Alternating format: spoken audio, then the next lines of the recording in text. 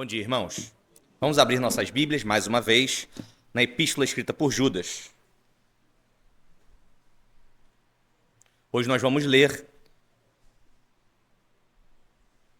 os versículos de número 8 ao número 16. Eu sei que nós já lemos bastante hoje, mas eu quero pedir a atenção dos irmãos, inclusive porque esse é o maior bloco que nós vamos ler de uma só vez na epístola de Judas. A partir do versículo 8 diz assim: E contudo também estes, semelhantemente adormecidos, contaminam a sua carne e rejeitam a dominação e difamam as dignidades.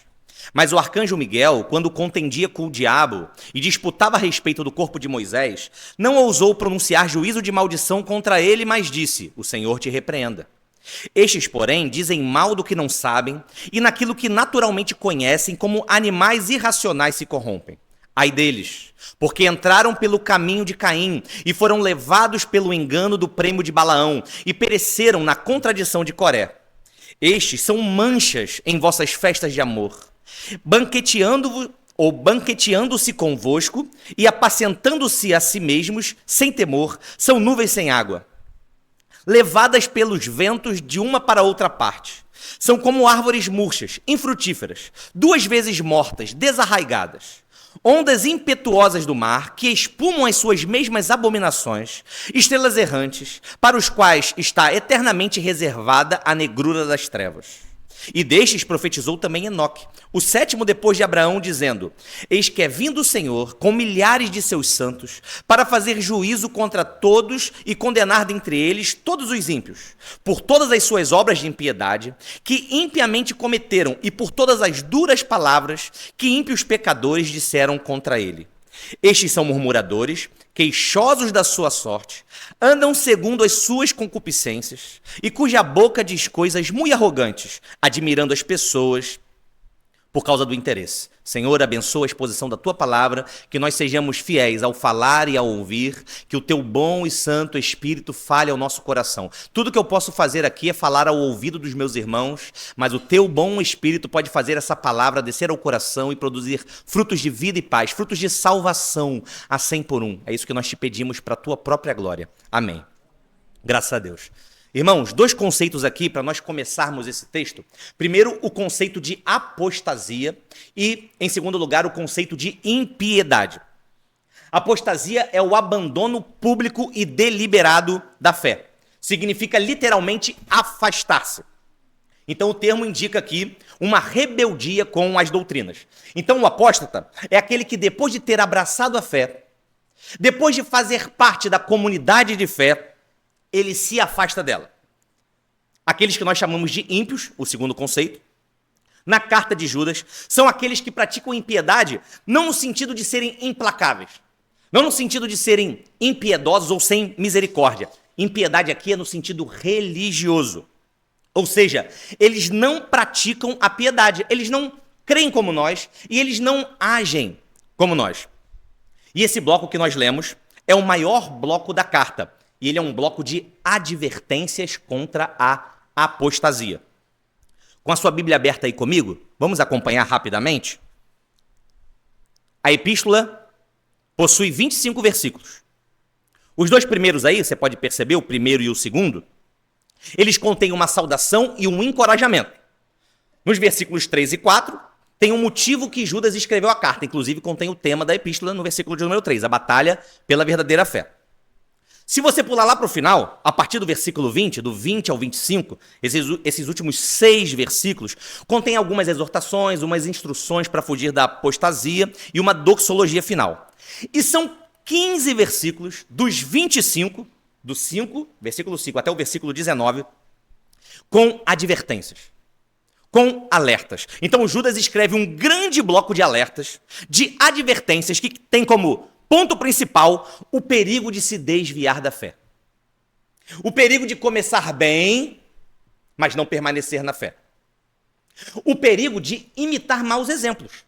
É para isso que Judas escreve esse grande bloco de 15 versículos. E esse perigo consiste, irmãos, no texto, de forma bem clara, nas consequências do pecado.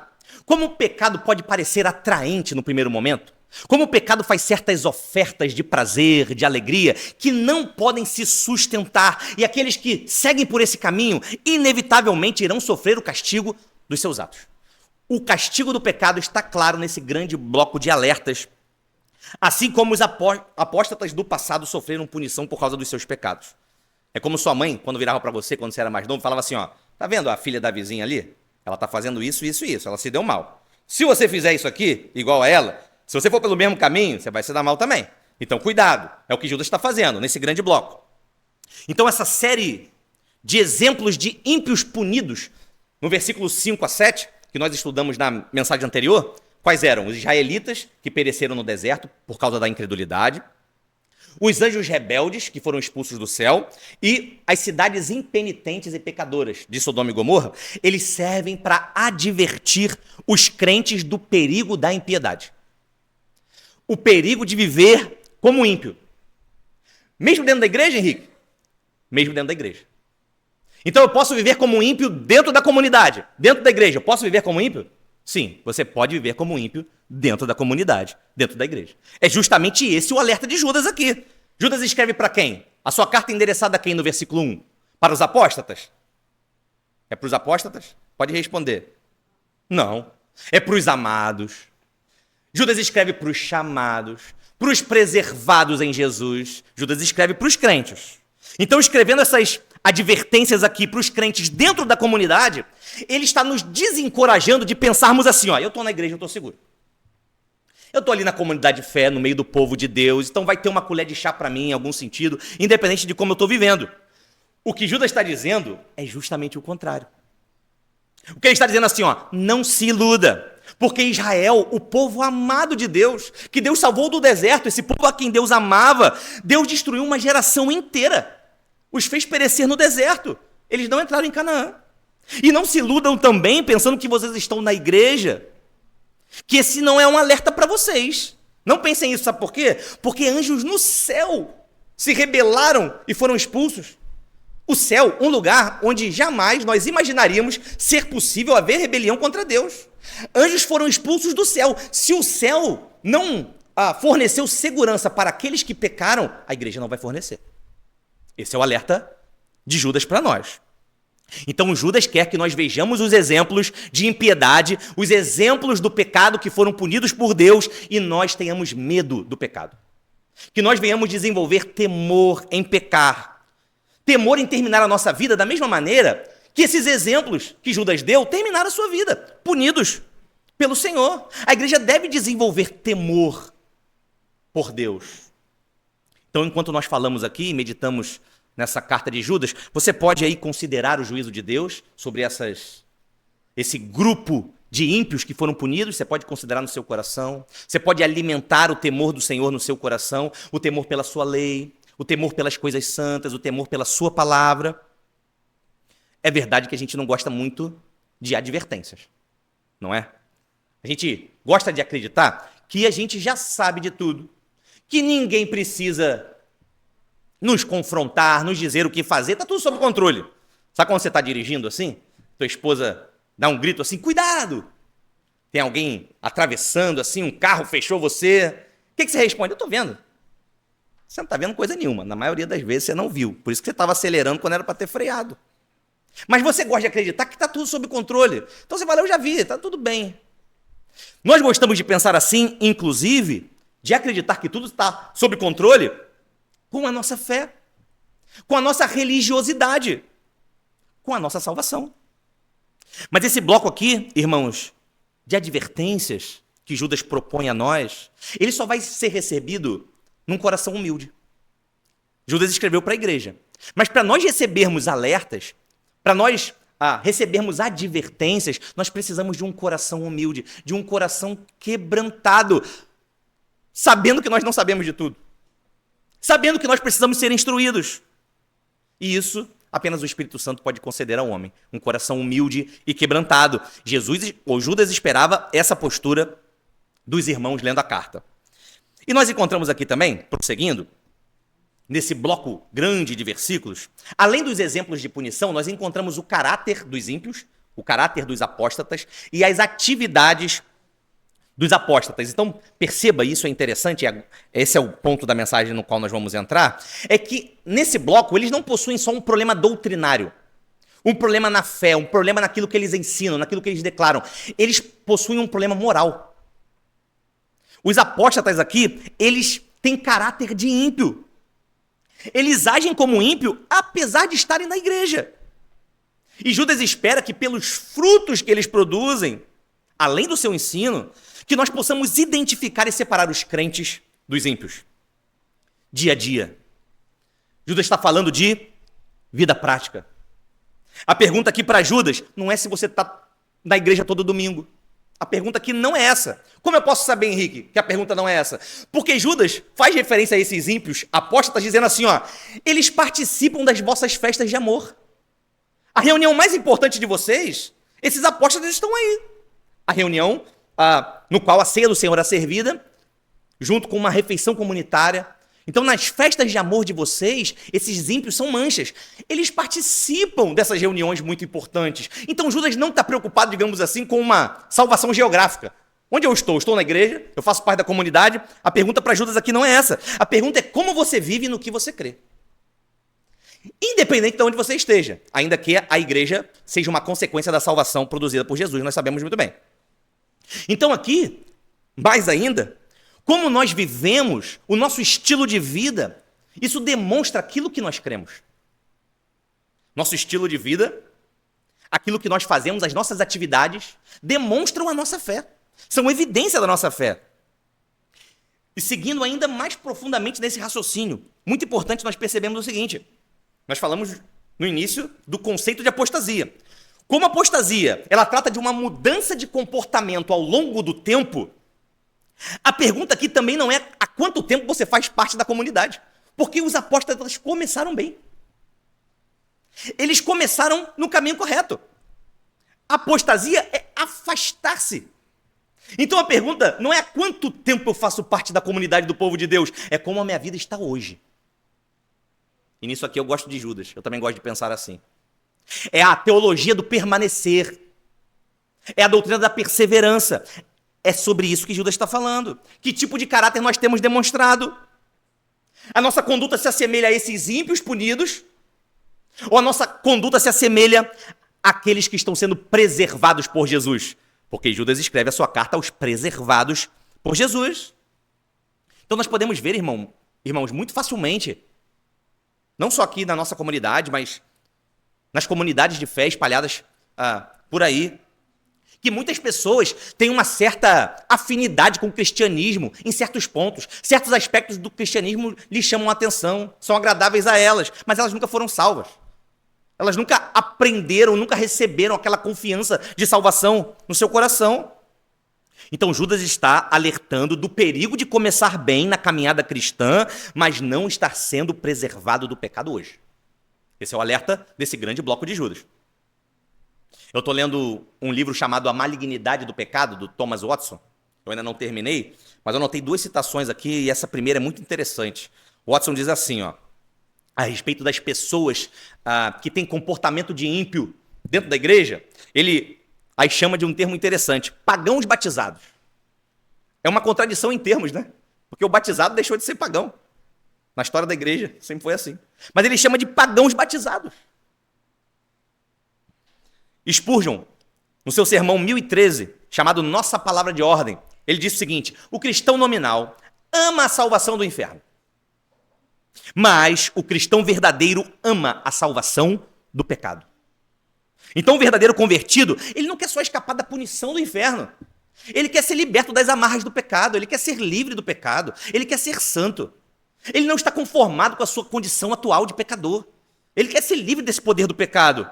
Então amar a salvação de Deus significa amar a santidade que a salvação de Deus produz em nós. Percebe? Nós amamos a salvação de Deus, amamos apenas a libertação da punição do inferno, ou amamos essa santidade que a salvação de Deus produz em nós? Essa libertação da escravidão do pecado? Porque é isso que a cruz de Cristo fez, irmãos. A cruz de Cristo não veio apenas nos perdoar dos pecados, ela também nos concede poder para vencer o poder do pecado. Existem poderes dentro de nós atuando, e a cruz de Cristo nos fornece parte da natureza do próprio Cristo. Quando nós fomos salvos, nós recebemos um novo coração. Que coração é esse? O coração de Cristo. Então, essa natureza habita em nós. E essa natureza é poderosa. A natureza do Cristo que não pecou, que foi tentado e não pecou. A natureza do Cristo que venceu a tentação no deserto. Essa natureza está em nós. É o próprio poder de Cristo atuando em nós, nos salvando do poder do pecado. E isso é importante porque é desse tipo de preservação que Judas está falando no versículo 1. Nós podemos pensar, e em certo sentido está certo, que Judas está falando de uma preservação, nós somos preservados por Jesus, apenas nos aspectos externos, preservados das coisas da vida que acontecem que podem nos afastar de Jesus. Em certo sentido, sim. Mas essa preservação de que Judas fala é uma preservação de dentro para fora. Nós somos preservados por Jesus. Existe uma preservação de dentro para fora acontecendo em nós. Então os crentes e os apóstatas, eles são diferentes no tipo de fé, no tipo de crença, no tipo de ensino, mas também no tipo de comportamento. No tipo de vida e de atitude que eles têm. Nós podemos identificar aqueles que foram libertos da escravidão do pecado olhando o comportamento deles, além daquilo que eles professam. Ainda que nós saibamos que os preservados por Jesus não são perfeitos, eles são imperfeitos. Mas eles não estarão vivendo, perceba, eles não estarão vivendo dessa maneira citada aqui, escrita por Judas, indiscriminadamente, sem freios, deliberadamente, sem lutar contra os seus desejos e contra o seu temperamento. Os crentes, os preservados, não estarão vivendo dessa maneira. Já viu filme de guerra? Nosso país não está muito habituado com guerra, né? Graças a Deus. Mas já viu filme de guerra, filmes de época assim, que cada exército, eles vão se encontrando assim, e às vezes você nem sabe quem é quem, depois daquela multidão ali, sabe? Bateu de frente o exército, a cavalaria, a infantaria bateu de frente, você não sabe mais quem tá, você não sabe quem é teu inimigo, quem deixou de ser, sabe quem, né? O camarada tá enfiou a espada, como é que ele sabia que era o inimigo dele ali? Pois bem, lembra do tema da Epístola de Judas? Qual é o tema? A batalha pela fé. O que Judas está dizendo assim, ó, Deus tem inimigos. Existe uma batalha pela fé. Deus tem inimigos. Quem são os inimigos? Os ímpios. E eles serão destruídos. No campo de batalha, eles serão destruídos. Deus os destruirá se eles não se converterem. Vocês, crentes, podem identificar os ímpios com o uniforme que eles usam. Qual é o uniforme que eles usam na batalha? A impiedade. O pecado. Eles vivem assim deliberadamente. Então vocês, para não serem destruídos junto com os ímpios, não usem o uniforme deles. Não vivam como eles. Quem vestir aquele uniforme ali no campo de batalha vai ser destruído, junto com os inimigos de Deus. É o que Judas está falando nesse bloco. Então, percebendo aqui no versículo de número 8, um resumo dessa atividade dos ímpios, nós podemos prosseguir. Vamos ler na íntegra, vamos ler todo o versículo 8. Diz assim: E contudo, também estes, semelhantemente adormecidos, contaminam a sua carne e rejeitam a dominação e difamam as dignidades. Duas coisas primeiro aqui chamam a atenção. Depois de todo esse alerta que Judas faz, ele começa com um contraste. Ele faz um grande alerta e começa o versículo 8 dizendo assim: contudo, olha o que ele está dizendo. Apesar disso, apesar dos alertas, apesar dos exemplos tão claros de punição de Deus contra os ímpios no passado, os ímpios de hoje estão insensíveis à advertência de Deus. Contudo, apesar dos exemplos, eles não mudam o seu comportamento. Eles estão insensíveis a esse alerta de Deus. Eles não mudam seus caminhos, nem dentro da comunidade, nem dentro da igreja. Eles são insensíveis ao alerta, insensíveis a esse chamado de Deus ao arrependimento e à santidade. Entra por um ouvido, minha avó me dizia, e saiu pelo outro. Não é? Só que o alerta da minha avó já vinha com um chinelo. Era eficaz. Entra por um ouvido e sai pelo outro. Nada disso que eu estou falando aqui, nenhum desses exemplos de ímpios do passado punidos é suficiente para fazer eles mudarem os seus caminhos. É o que Jesus está dizendo. Contudo, apesar dos exemplos, eles não mudam. O que explica isso aqui, irmãos? Doutrina da depravação total e da vocação eficaz. Nós percebemos aqui, o homem está morto nos seus pecados. O homem não pode ir em direção a Deus, apesar dos alertas. Os alertas são muitos. Tudo que o homem pode fazer é resistir. a não ser que haja uma intervenção divina, poderosa, milagrosa, fazendo ouvir os alertas. Os homens estão insensíveis, estão mortos. Mas quanto ao povo de Deus, a Bíblia trata de maneira diferente. Em Hebreus, no capítulo 3, por exemplo, diz assim: quando ouvirdes a voz do Espírito, não endureçais o vosso coração. Os ímpios não ouvem os alertas. Eles não podem ouvir. Deus não lhes deu ouvido para ouvir. Pelo menos não enquanto praticam a impiedade.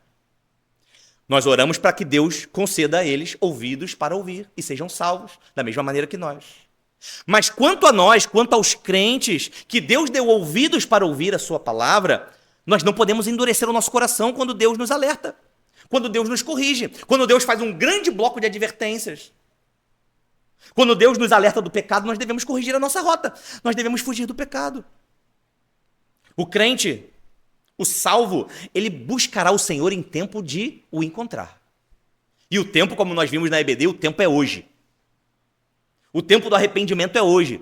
Não brinque com as graças concedidas, com as misericórdias concedidas, com as oportunidades de arrependimento. O arrependimento não é produzido no coração do homem. Você não pode dizer assim, ó, amanhã eu me arrependerei. Você não tem domínio sobre o arrependimento. Você não tem domínio sobre o convite celestial que é feito. Então você não pode dizer quando você se arrependerá. Se o convite é feito hoje, se a advertência e o alerta chegam aos nossos ouvidos hoje, nós temos o dever de obedecer, de não endurecer o nosso coração no pecado hoje. Em segundo lugar, Judas está nos mostrando quais foram os pecados cometidos por eles. E aqui eu vou tentar contextualizar um pouco, trazer para o século 21 o que Judas está dizendo. Muito bem, olha o que Judas diz aí, versículo 8. Eles contaminam o corpo, rejeitam o governo e difamam as autoridades superiores. Dignidades aí, você pode substituir por autoridades superiores, está se referindo principalmente a seres celestiais, incluindo Deus.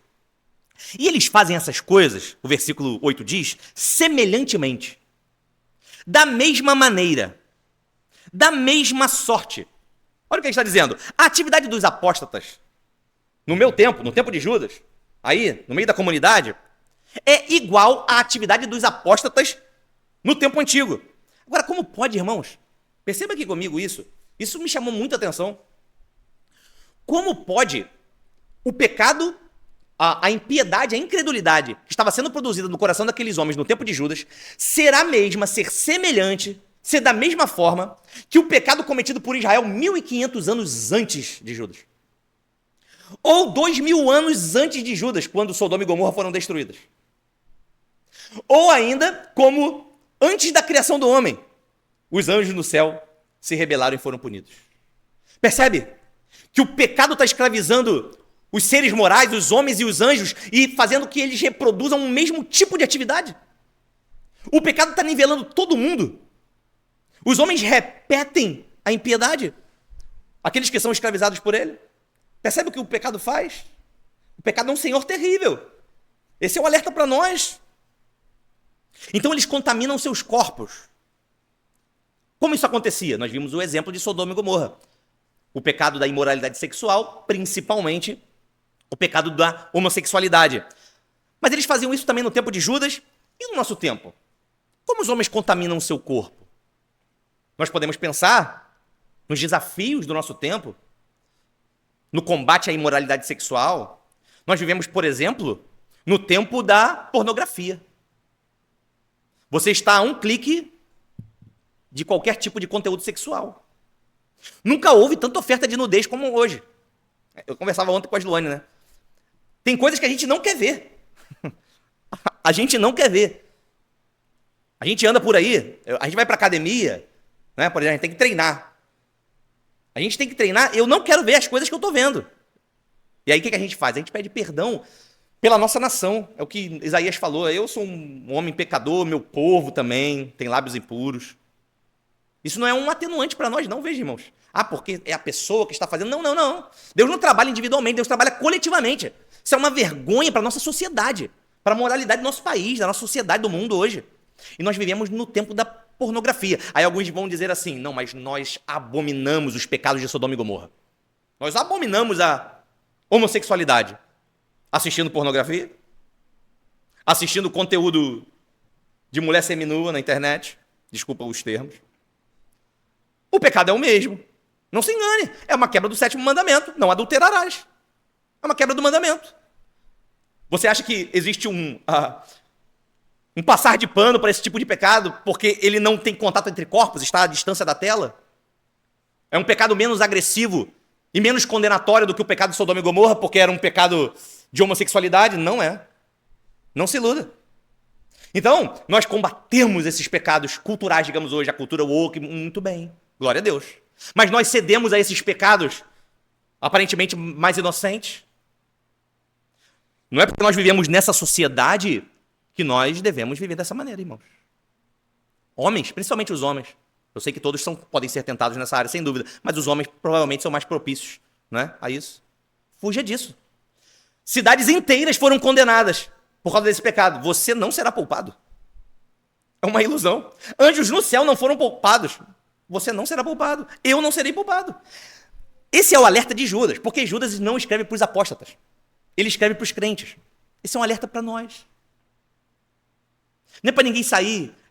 Nós sabemos, não há condenação para aqueles que estão em Cristo Jesus. Glória a Deus, não há condenação para nós. Mas nós estamos em Cristo Jesus. Nós estamos sendo preservados do poder do pecado. Se estamos, não há condenação para nós. Então nós devemos nos arrepender. Judas não escreve isso para colocar um peso sobre os nossos ombros, em certo sentido. Nem eu repito essa mensagem nos termos de Judas, procuro apenas imitá-lo aqui, para colocar um peso sobre nós. Mas para dizer que nós devemos nos arrepender, que nós devemos abandonar esse tipo de prática, que quem age assim está vestindo o uniforme do inimigo, daqueles que serão destruídos, na impiedade. Pode parecer que a gente fala coisas desse tipo, será que tem crente? Aqui não tem crente assim não, na IRP não tem ninguém assim. Será que tem crente aqui? Só tinha no tempo de Judas aqui, para quem Judas escreve. Então, esses alertas devem ser recebidos com um coração humilde, com um coração quebrantado diante de Deus, para que nós estejamos dispostos a encontrar o perdão através do nosso arrependimento. Ele continua dizendo aqui, o segundo pecado que Judas lista, que eles rejeitam o governo. Eles são rebeldes. Os ímpios são insubmissos. Não se deixam apacentar. Eles sabem de tudo. Como a ovelha faz quando ouve a voz do pastor? A ovelha pondera. Se aquilo ali é a palavra de Deus, ela segue humildemente, corrige o seu caminho. A ovelha faz assim. Mas os ímpios não. Os ímpios rechaçam a palavra que os confronta. Eles rechaçam de primeira. Eles nem ponderam. Eles rejeitam o governo, porque eles são seus próprios pastores. Eles não se sujeitam à autoridade.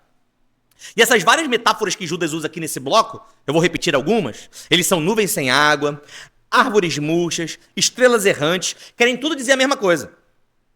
Judas está utilizando todos esses exemplos para falar a mesma coisa. Eles se tornaram inúteis por viverem assim.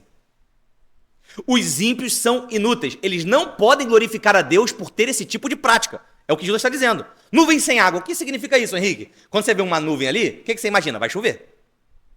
Sim ou não? É o que aponta. Mas se ela não tem água, ela criou uma expectativa que ela não pode satisfazer. Ela não vai chover. Árvores murchas, ou seja, sem fruto. Assim é a vida do ímpio. A vida de quem vive como Judas está narrando, ela é vazia. Ela não tem frutos. Ela não pode glorificar a Deus. E ainda, eles difamam dignidades, autoridades superiores, seres celestiais, até o próprio Deus. Eles blasfemam contra Deus. Versículos 14 e 15. O Senhor virá e fará juízo contra os ímpios, por todas as duras palavras que disseram contra ele. Os ímpios dizem duras palavras contra Deus. Versículo 10. Estes, porém, dizem mal do que não sabem, e naquilo que naturalmente conhecem como animais irracionais se corrompem. Os ímpios não têm temor em falar do que não sabem. Ímpio tem língua grande. Será que a gente tem língua grande também? Será que a gente tem que diminuir um pouquinho a nossa língua, cortar um pouco a língua? Será que a gente tem língua de ímpio ou língua de crente? Nossas palavras são para edificação, para consolo, para vida e paz. Ou as nossas palavras são sem pensar, são como de seres irracionais. Porque o ímpio tem língua grande. Eles agem como animais irracionais. Alguém que perdeu o juízo. Já viu um animal com raiva, por exemplo? Todo animal é irracional. Mas aqui é um reforço na língua. Animais irracionais. É um duplo peso. Você já viu um animal com raiva, um cachorro com raiva, babando? Ele perdeu o juízo, ele não sabe o que está fazendo, pondera as suas atitudes animais. Então os ímpios aqui, eles ignoram as consequências dos seus pecados. Eles só conseguem entender as coisas de maneira natural. O que isso aqui significa? Ele está sempre usando as lentes da sua natureza pecaminosa, de maneira natural. A sua inclinação pecaminosa é o óculos que ele utiliza para ver e entender todas as coisas. Mas o crente, nós sabemos, que é aquele que vive com uma mente renovada, metanoia. Nós sofremos uma transformação na mente, pelo poder da cruz de Cristo, pelo poder da nova natureza de Cristo que habita em nós. Então nós tivemos a nossa mente renovada. Nós não somos irracionais, nós temos discernimento. Uma criança pequenininha, se a gente pegar a Sofia, ela não tem discernimento, por exemplo, que aquela tomada pode lhe dar um choque. Mas espera-se de um adulto como eu que eu tenha esse discernimento. Os ímpios, eles não podem discernir as coisas espirituais, porque eles não podem enxergar. Mas espera-se dos crentes esse discernimento para saber como se deve viver em Cristo. Nós devemos ponderar, irmãos, como anda a nossa vida. Nós devemos corrigi-la para que nós possamos dar frutos, como esses ímpios não produziam. Que nós possamos dar frutos para a glória de Deus.